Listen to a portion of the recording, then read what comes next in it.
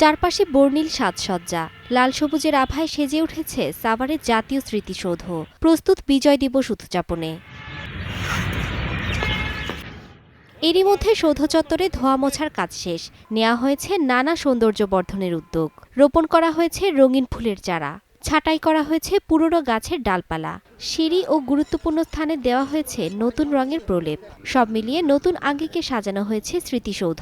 গাঁদা আছে, তারপরে চেলবি আছে, বিভিন্ন ধরনের ফুল দিয়ে আমরা সুসজ্জিত করার জন্য আমরা চেষ্টা করছি। ডিসেম্বর মহান বিজয় দিবস উপলক্ষে প্রায় 1 মাস যাবত আমরা মাঠের ঘাস যেখানে বড় আছে সেগুলো কেটে ঝাড়ু দিয়ে পয় পরিষ্কার করে দেওয়া হচ্ছে, ধোয়া পাকলার কাজ করতেছি। প্রতি বছরই 16 ডিসেম্বর এবং 26শে মার্চে আমরা এই ফুলের কাজ করে থাকি, খুবই ভালো লাগে। বিজয় দিবসের প্রথম প্রহরে জাতির সূর্য সন্তানদের শ্রদ্ধা জানাবেন রাষ্ট্রপতি মোহাম্মদ শাহাবুদ্দিন এবং প্রধান উপদেষ্টা ডক্টর মোহাম্মদ ইউনুস। এরপর একে একে শ্রদ্ধা জানাবেন রাষ্ট্রের বিশিষ্ট ব্যক্তিরা।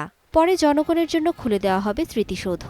মহান বিজয় দিবস উপলক্ষে লক্ষ লক্ষ জনতা জাতীয় স্মৃতিসৌধে শ্রদ্ধা নিবেদন করবেন। সেই উপলক্ষে গণপূর্ত অধিদপ্তরের উদ্যোগে জাতীয় স্মৃতিসৌধের পুরো কমপ্লেক্স ধুয়ে মুছে পরিষ্কার পরিপাটি ইতিমধ্যে সম্পন্ন হয়েছে। বিজয় দিবস উপলক্ষে জোরদার করা হয়েছে নিরাপত্তা, বসানো হয়েছে ওয়াচ টাওয়ার ও উচ্চ ক্ষমতা সম্পন্ন সিসিটিভি ক্যামেরা, বাড়ানো হয়েছে গোয়েন্দা নজরদারি। পাশাপাশি ঢাকা আরিচা মহাসড়কে রাখা হয়েছে বিশেষ ট্রাফিক ব্যবস্থাপনা।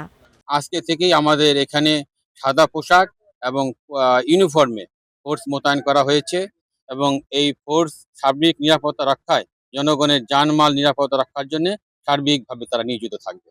সবুজে ঘেরা 108 হেক্টর জমির ওপর নির্মিত সাভার জাতীয় স্মৃতিসৌধ। Desk report, star news.